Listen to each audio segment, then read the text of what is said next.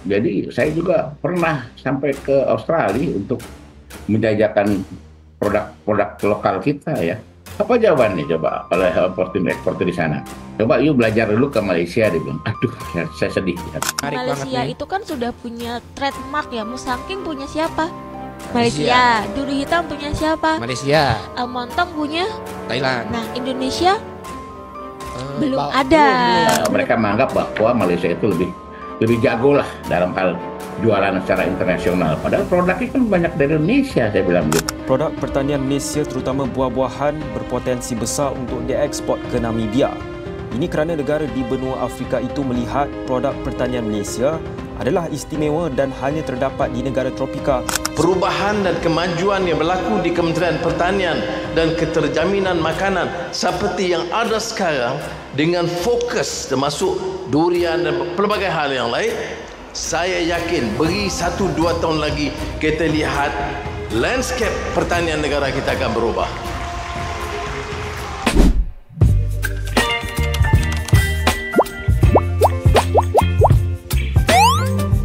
Halo teman-teman, apa kabar?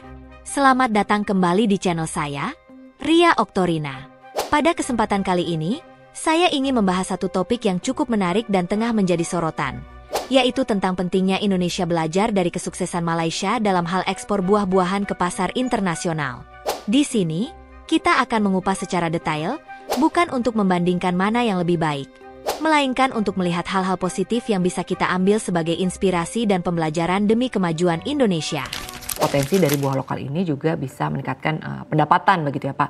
Nah, Anda sendiri Pak Doni melihat apa sih Pak peluang yang bisa kita peroleh Pak dengan melakukan ekspor buah ya Pak dari buah-buah Nusantara ini, dan sebetulnya seberapa besar sih Pak keuntungannya begitu, atau mungkin pendapatannya ke perekonomian kita tuh seperti apa? Saya melihat potensi yang sangat besar sekali saat ini dikuasai oleh manggis ya, khususnya buah manggis, kemudian nanas, pisang khususnya ya.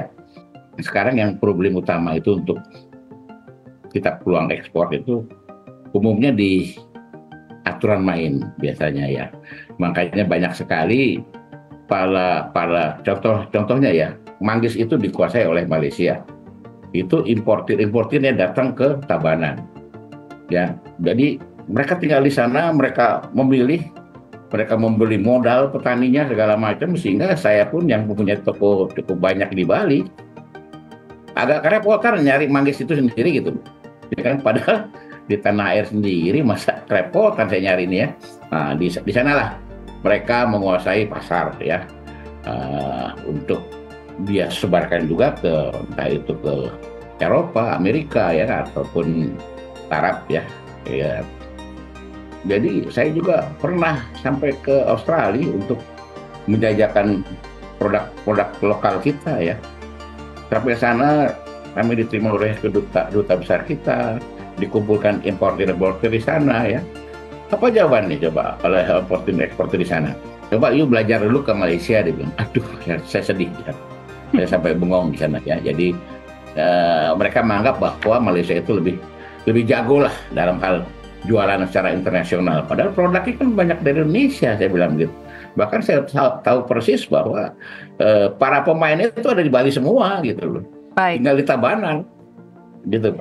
Malaysia itu kan sudah punya trademark ya. Musangking punya siapa?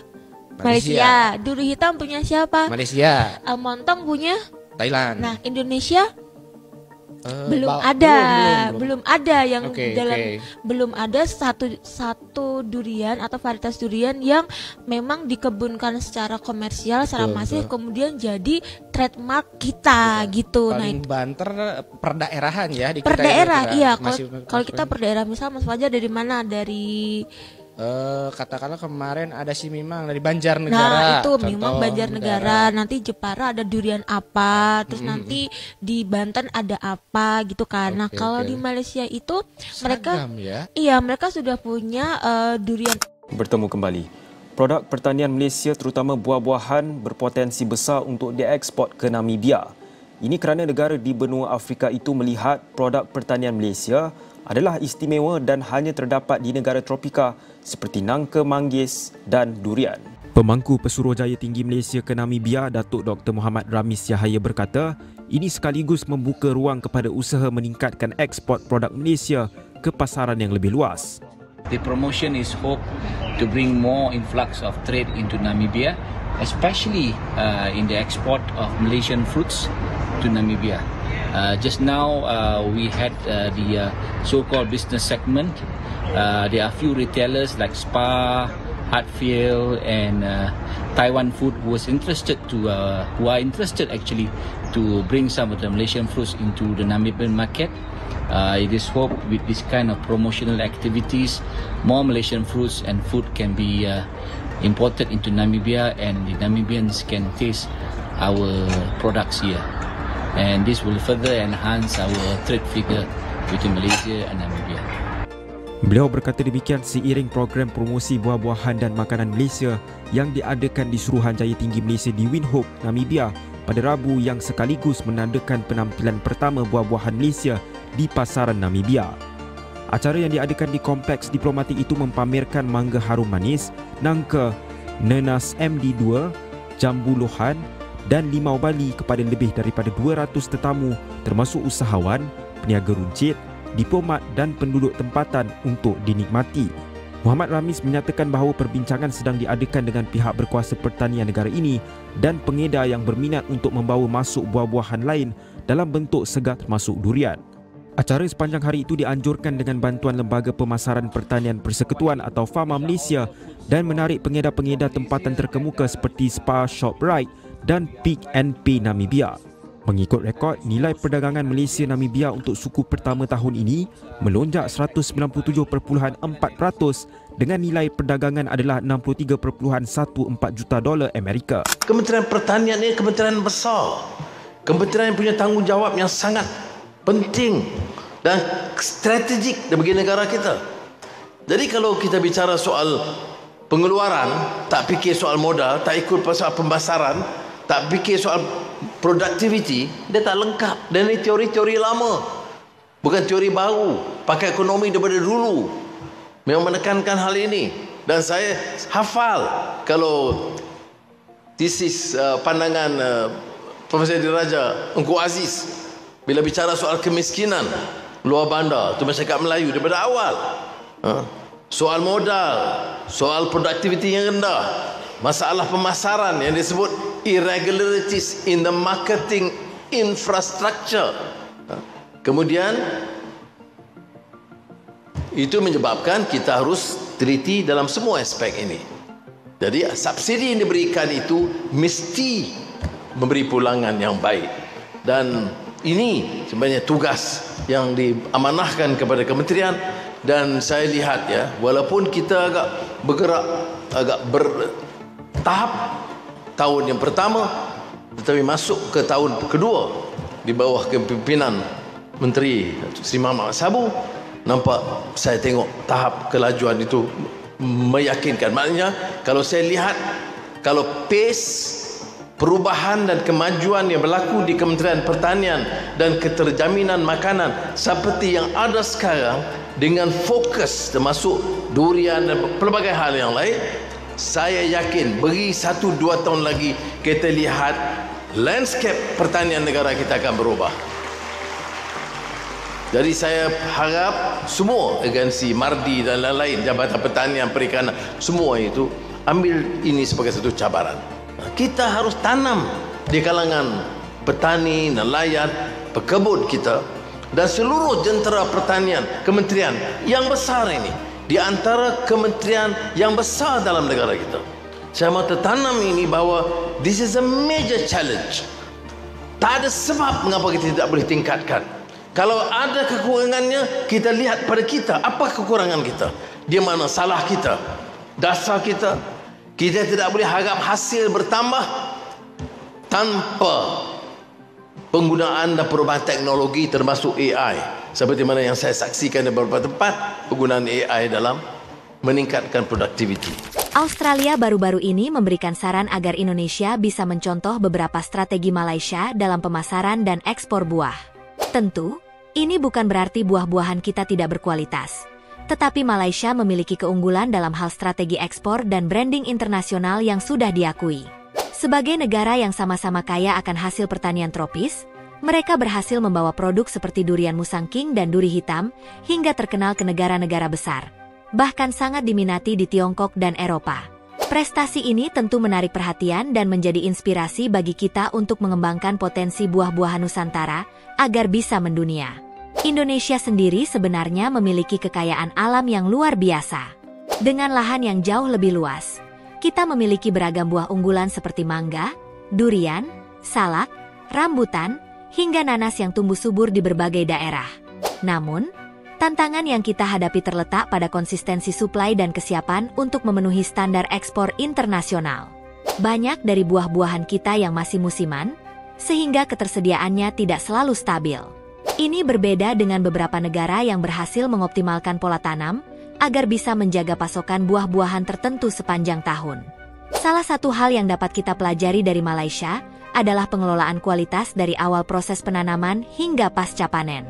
Dalam video ini, kita mendengar bahwa Malaysia mampu menjaga mutu buah-buahannya melalui pemupukan yang konsisten, klasifikasi mutu, dan pemeliharaan kualitas produk agar tetap stabil saat diekspor. Dengan jaringan pasar yang lebih luas dan stabil, Malaysia berhasil memenuhi permintaan internasional, sehingga buah-buahannya selalu diterima dengan baik di pasar global. Ini adalah contoh nyata yang menunjukkan pentingnya memiliki manajemen rantai pasok dan jaringan distribusi yang kuat. Saya juga ingin berbagi pengalaman dari beberapa pelaku usaha Indonesia yang mencoba menjajaki pasar Australia. Pada salah satu acara di sana, banyak importir Australia menyarankan agar Indonesia lebih belajar dari cara Malaysia memasarkan produk-produk mereka. Hal ini disampaikan bukan untuk mengecilkan Indonesia, melainkan sebagai masukan positif karena mereka melihat peluang besar dalam kualitas produk kita yang sebenarnya tak kalah bersaing. Malaysia bahkan melakukan pembelian langsung dari petani lokal di Bali, lalu mendistribusikan manggis Indonesia ke berbagai negara dengan struktur yang lebih efisien. Tujuan saya membagikan ini bukan untuk memicu persaingan atau perdebatan. Kita bisa mengambil pelajaran dari keberhasilan Malaysia dan menyesuaikan strategi mereka untuk diterapkan di Indonesia. Dengan begitu, petani kita bisa mendapatkan wawasan baru dan lebih termotivasi untuk meningkatkan standar hasil pertanian mereka. Saya percaya, jika kita mulai dari sekarang, dengan memperhatikan pengembangan yang merata di seluruh wilayah Indonesia, kita juga akan memiliki produk buah unggulan yang dikenal dunia. Dari Sumatera hingga Nusa Tenggara, potensi kita sangat besar. Namun, penyebaran pengetahuan dan keterampilan terkait penanganan pasca panen, pemupukan yang baik, hingga pengemasan yang tepat masih menjadi tantangan yang harus kita selesaikan bersama. Contoh lain yang menarik adalah durian Musang King dari Malaysia. Durian ini bahkan menjadi ikon di pasar internasional dan telah menarik minat berbagai negara, termasuk Tiongkok yang kini mulai mengembangkan durian tersebut di dalam negeri mereka. Fenomena ini menunjukkan bahwa produk berkualitas yang diakui dunia dapat membawa pengaruh besar dan membangun citra positif bagi suatu negara. Jadi, mengapa kita tidak mencoba melakukan hal serupa dengan buah-buahan unggulan kita sendiri? Sebagai penutup, saya ingin mengingatkan teman-teman semua bahwa pembahasan ini semata-mata untuk memberikan pelajaran dan motivasi. Tidak ada manfaatnya kita membandingkan diri dengan negara lain secara negatif. Sebaliknya, mari kita lihat keberhasilan ini sebagai pemacu semangat, agar kita terus belajar dan berusaha untuk lebih baik. Dengan sikap terbuka dan kemauan untuk memperbaiki diri, kita pasti bisa membawa produk buah-buahan Indonesia ke pasar internasional dengan kualitas yang tidak kalah bersaing. Terima kasih sudah menyimak pembahasan kali ini. Saya, Ria Oktorina, berharap semoga video ini memberikan inspirasi dan bermanfaat untuk kita semua. Mohon maaf jika ada kekurangan dalam penyampaian, dan sampai jumpa di video selanjutnya. Baby, you give me ice and fire. You're giving me wind and rain. You're some kind of butterfly. Baby, you give me midnight. You whip up my